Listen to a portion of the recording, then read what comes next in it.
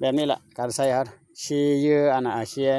หญ้าออกเกลี้ยงๆแล้วก็วางกับดักลงส่วนลายเนี่ยมันจะมีมดขึ้นเด้อคาดว่าบดบ่ขึ้นน่ะมีรันอยู่พี่น้องโอเค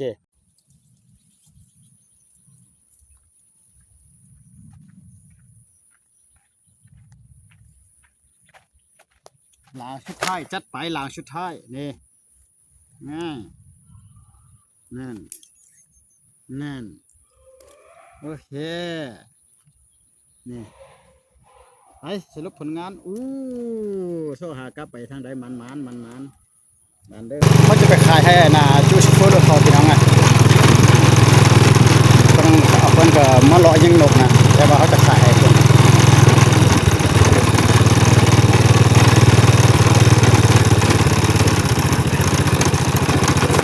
โอเคแม่นใส่กับนกเอากับเล็กกับหนูนี่แหละเดี๋ยวนี่ให้เสริมตัวนี้ตัวเขายิงที่ตัวนี้ตัวนี้ตัวเจ้ายิงนี่ลูกป๊อตดีป่ะบ่แม่นนี่ตัวดีๆได้นี่ลูกตีเนาะขายอะไรเจ๊ขายตัวไหนได้กับนก3-4ตัวนี่แหละเอาตัวไหนน้ำว่าตัวใหญ่นี่พอน้ำ50พอได้ค่าน้ำหมกน้ำมันเถอะละต้องน้อยเลยเขาจะไม่กินวะก็เขาจะเอาก็เอารถก็ไล่เบอร์เลย3 ตัว1 ตัว4 ตัว3 ตัว4 ตัวตั้ง50 3 ตัวนี่เอาให้15,000ก็ยาละเดี๋ยว70,000เนาะให้เป็น70เลยโดยเอาโอ้นกแซมมาเลยนี่โอ้เฮ็ด YouTube เจ้าโดยแม่นละนี่เขาก็ขายไอ้เพิ่นเลยพี่น้องพอได้เขาก็ได้เงิน70,000พอได้ค่าน้ำหมกน้ำมันเอาขอบใจได้เด้อมีต้นมาให้ว่ะโดยอันอยู่ดีแม่ให้โชคให้มันเด้อมัน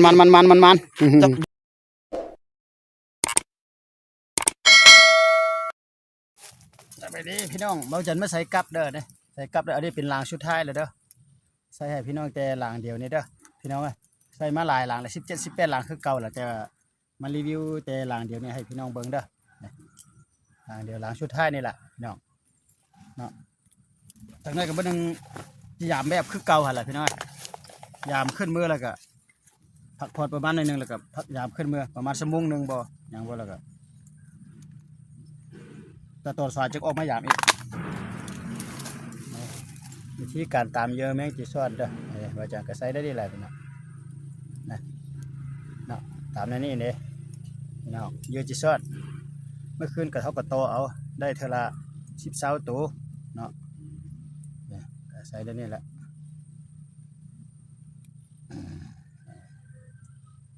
อันนี้ก็ประมาณนี้แหละพี่น้องจับบ้านนี้นะก็วางลงมาจันก็ได้เอาไม่จังสี่แล้ว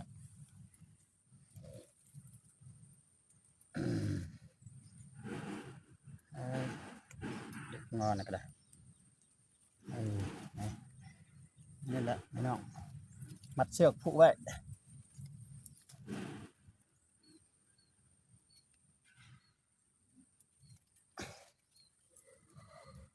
แบบนี้เบอร์หนึ่งจะคอยมาเบิ้งน้ำกันพี่น้องชมานหรือประมาณกันแบบนี้แหละการใส่ครับชีเยื่ออันน่ะชีหญ้าออกเกลี้ยงๆแล้วก็วางกับดักลงส่วนลายเนี่ยมันจะมีมดขึ้นเด้อคาดว่าบดบ่ขึ้นน่ะมีรันอยู่พี่น้องโอเคครับทักทายสบายดีพี่น้องตอนนี้ก็พามายามกับนกพี่น้องตอนเช้าก็ยามหอบหนึ่งแต่ว่าทึกตัวหนึ่งพี่น้องแล้วบ่ได้ถ่ายวิดีโอจักเป็นอะไรมันถ่ายบ่ได้มันถ่ายขยึกแบบว่าคือถ่ายทอดซ่านะพี่น้องจักเป็นยามหลักเลือบ่ได้ถ่ายได้ตัวหนึ่งนี่ป้ายรถจักรนี่เดี๋ยวนี้จะพาพี่น้องไปยามโอ้ก็จะทึกเอาบ่ทึกก็บ่ฮู้ละคันแม่นทึกกับบางเทื่อนี่มันมีนกนกกดก็มากินกันได้พี่น้องไปพาพี่น้องไปยามก่อนจะยามอยู่นี่ออกไปเลยว่าจะได้ตักจุตักแต้มเรือจะมานหรือบ่มานก็จังคอยไปครับชมนำกันเลยเนาะไปเนาะพี่น้องโอเคใส่ตามเรียบกำแพงหลังฟาร์มหมูแต่ว่าอันนี้เป็นทางหลังเด้ออันนี้เป็นทางหลังทางพุ่นเป็นทางหน้าเนาะอันนี้เนี่ยเขาจะใช้ทางหลังไปหลังแรกโอ้หลังแรกโบราณเลยเนี่ยพี่น้องเลยแต่ตอนเช้าเพิ่นละขออนุญาตเก็บกันเด้อกับ18หลังจะถืออยู่บ่จักตัว2 ตัว2-3 ตัวจะได้อยู่บ่กับ18หลังนี่พี่น้องเลยพันมันบางเทื่อก็บ่มีนกก็บ่จักเด้อ นั้นหลังนี้ก็ยังบ่ลันนี่หลังที่สองก็บ่ลันพี่น้องแสดงว่ามันนกบ่ลงบ่นี่ได้เฮาเคลียร์นี่นะไปต่อพี่น้องสองหลังแล้วผ่านไปมิดอิ่มซิมเด้อพี่น้องลันก็บ่ลันซ้ำพี่น้องเอ้ยแถวนี้บ่ได้ใส่นี่ใส่ไปตามเส้นทางแบบนี้เนี่ยนะโอ้แต่ว่าคันได้เข้าไปอยู่ในนี่พี่น้องเบ้านกบักหลายๆพี่น้องเอ้ยอยู่นี่เขาบ่ให้เข้าได้เข้าบ่ได้นี่ฟังไม่เสียงนกนะนั่นมันยางอยู่ในป่าท่านน่ะพี่น้องเอ้ยนกหลายนกก็มีกระหอกก็มีนะมื้อเช้าน่ะกักเด้มื้อเช้าตอนมาใส่น่ะพี่น้องเอ้ยมีนกมีกระหอกเพิ่นน่ะนี่เด้อหลังที่3เฮาลั่นบ่นี่บ่ลั่นเป็นแต่มดซุ่มตอมมัดเหยื่อน่ะเห็นบ่มดซุ่มเอ้ยพี่น้องเอ้ย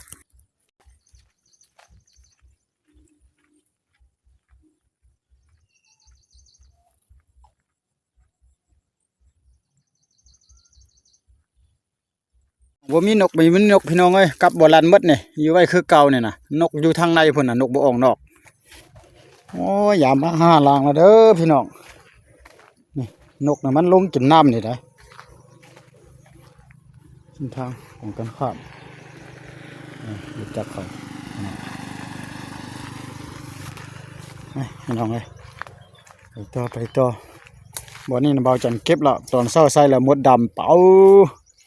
มดดำกินนะเหยื่อน่ะกินแท้กินว่าเลยว่าเก็บบ่สิได้อยู่บ่เก็บ5-6หลังยังมีอิ่มซิมอยู่เสียงนกเสียงหนูอยู่ทางในน่ะพี่น้องเอ้ยนี่ฟังแม่ควาขี้น่ะหั่นนั่นเห็นบ่นี่เสียงนกนี่อยู่ทางในหมดพี่น้องเอ้ยโอ้เนาะเสียงมันเหยียบไปในใบไม้สวะอยู่น่ะเอาเบิ่งหลังนี่เบิ่งดูมีลันบ่นกกดก็ไปทางใดหมดวะนี่หลังนี่ก็บ่ลันพี่น้องเอ้ยโอ้หลังใดก็มีจิลีอยู่ไปต่อพี่น้องปกติน่ะหลังนี่น่ะพี่น้อง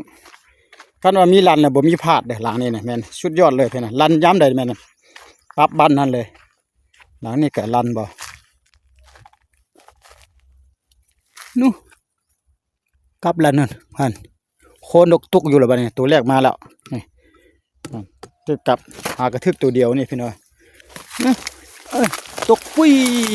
โคกิดนั่นเห็นบ่นั่นนกน้อยเป่าหมดแดงนะหมดแดงหมดส้มเลยพี่น้อยเต็มอันยะ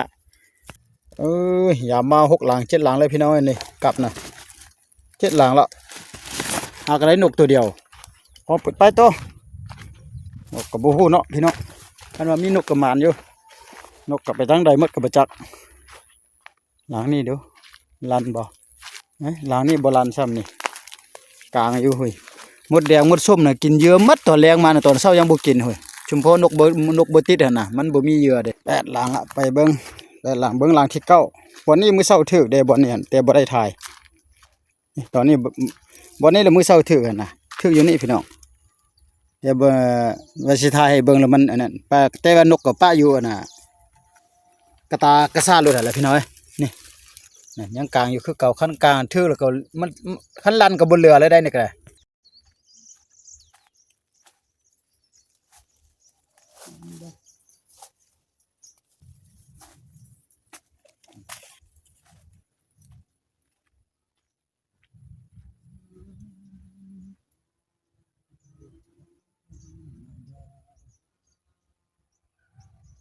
นี่ผู้สาว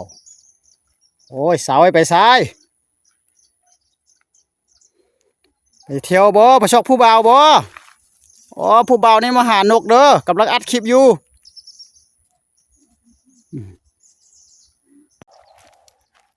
ยังบ่เหลือกินหลางดอกเนาะหลางนี่ลันบ่กินในหลางนี่เอาจัดมาในเสียงนกนะมันอยู่ในน่ะชอแต่บ่มาฮอดยื้อเฮานี่ยื้อเฮาใส่อยู่นี่เฮาใส่เหี่ยวอยู่นี่แต่บ่มาฮอดพี่น้อง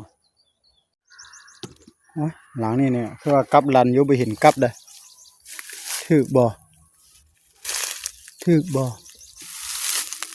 อยู่ไสบ้านนี่นะครับโอ้ยพี่น้องเอ้ยถึกแมงอันนี้อีกแล้วนี่ นั่นก็บ่เอาบ่แม่นแนวเอาพี่น้อยเสือกก็บ่มัดซ้ำพี่น้องเอ้ยโอ้คันถึงนกใหญ่ก็ไปแล้วแบบนี้น่ะเสือกบ่ได้มัดพี่น้องถึกจะโกะฝากนี่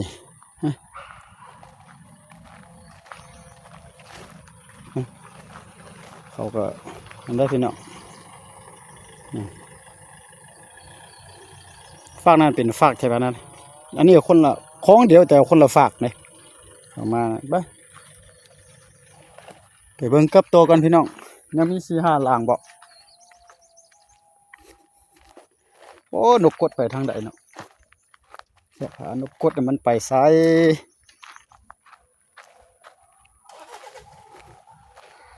วันนี้ก็บ่ใส่ครับวันนี้ก็บ่ใส่นี่บ่ใส่พี่น้องนับไปวันนี้ใส่อยู่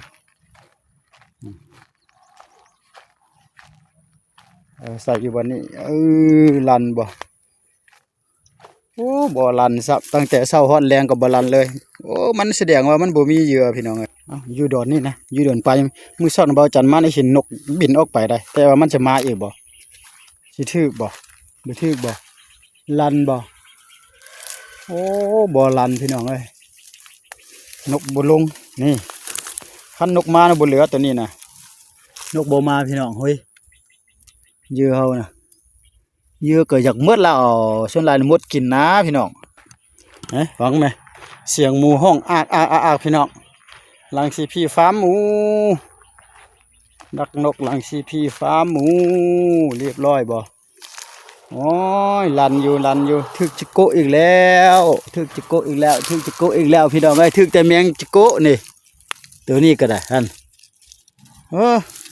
ถึกแต่แนวบ่เอาพี่น้องเอ้ยฟังไหมพี่น้องเสียงหมูห้องอากอยู่บนนี้นะทางนี้ก็เขาดักหลักหนังนอกทางในก็เป็นแต่ฟาร์มหมูอุ้ยฟังรถเฮ้ยอากพี่น้อง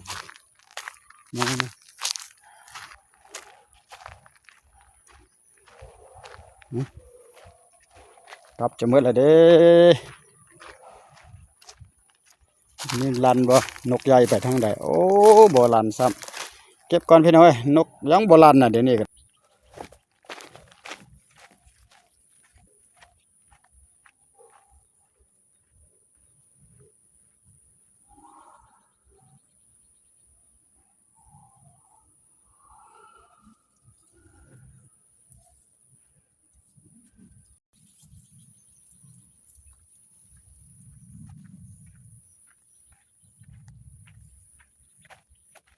หลางชุดท้ายจัดไปหลางชุดท้ายนี่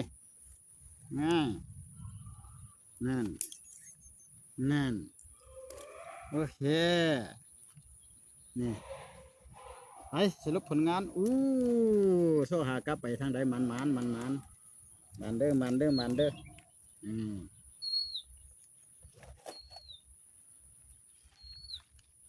นกไก่นา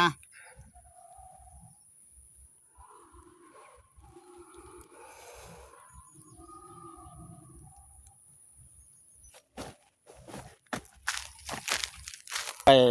นกเขาอยู่ในถุงนี่นะพี่น้องแล้วก็นกของไอ้เพิ่นเขายิงเอาทื่อใดตัวหนึ่งเขาเก็บมาให้เขาพี่น้องเขาจะขายให้เขาพี่น้องนกวักหันนะนกไก่นาเขาจะขายให้เพิ่น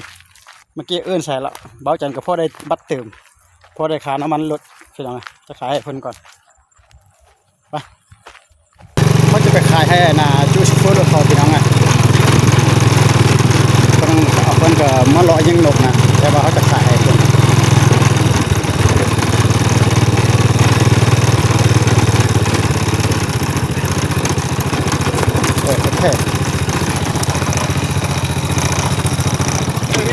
แม่นใส่กับนกเอากับเล็กกับหนูนี่แหละนี่ให้เสริมตัวนี้ตัวเขายิงที่ตัวนี้ตัวนี้ตัวเจ้ายิงนี่นกป๊อดดีป่ะบ่แม่นนี่ตัวดีๆได้นี่นกตีเนาะขายอะไรเจ๊ขายตัวไหนได้กับนก3-4ตัวนี่แหละเอาเท่าไหร่น้ำว่าตัวใหญ่นี่ขอน้ำ50พอได้ค่าน้ำหมอกน้ำมันเท่าละบ่ต้องไปเลยน้องจะไม่กินวะก็ คันจะเอาก็เอารถก็ไล่ เท่าไหร่3ตัวหนึงก็4 ส ตัว ร้าง3ตัว4ตัวท่าน50 3ตัวอันนี้เนี่ยเอาให้15,000ก็ยาละ เป็น70,000เนาะ เอาแม่น ให้เป็น70เลย เด้อเอา โอ้นกแซมมาได้นี่ อ่า โอ้เฮ็ด YouTube กับเจ้า เด้อแม่นละนี่เฮาก็ขายอ้ายเพิ่นเลยพี่น้องพอได้เขาก็ได้เงิน70,000พอได้ค่าน้ำหมอกน้ำมัน เอาขอบใจเด้อเด้อ ตัวนี้บ่มีต้นมาให้ว่ะ เด้ออันอยู่ดีแม่งให้สุขให้มันเด้อมันจับอยู่ที่บ้านใช่ เด้ออยู่หน้าศาลานี่อยู่แม่น จับปืนแล้ว อยู่ที่บ่ค่อยเททาง ขอบใจ เอาเข้าใจกัน พี่น้องก็นกกับพี่น้องมื้อนี้น่ะมาก็มื้อพอดีมีโชคและมีหมานพอดีอ้ายเพิ่นก็อยากได้ว่าซั่นล่ะขายเพิ่นหมดแล้วพี่น้องได้นก4ตัวนกไก่นาตัวนึงนกน้อย3ตัวพี่น้องรวมเป็นเงินกีบเงินลาวก็ได้70,000ได้ค่าน้ำมอกน้ำมันอยู่ว่าจันก็เคยได้หาแต่ก็มื้อนี้น่ะก็ที่ว่ากลับแล้วพี่น้องนี่ขี่รถมีแต่เอากลับไปเฮ็ดเลยพี่น้องเอ้ยเนาะเอาขอบใจเข้ามารับชมเบิ่งแล้วก็ฝากไลค์ฝากแชร์เด้อพี่น้องเด้อกลับแล้วพี่น้องเอ้ยก็ที่ว่ามานอยู่พี่น้องเบิ่งคลิปนี้แล้วก็ถ้าเป็นประโยชน์ก็ถ้าสายอยู่หากินก็แต่ว่าเบิ่งแล้วก็ฝากไลค์ฝากแชร์ฝากติดตามเด้อพบกันในคลิปต่อไปเลยพี่น้องบ๊ายบายพี่น้อง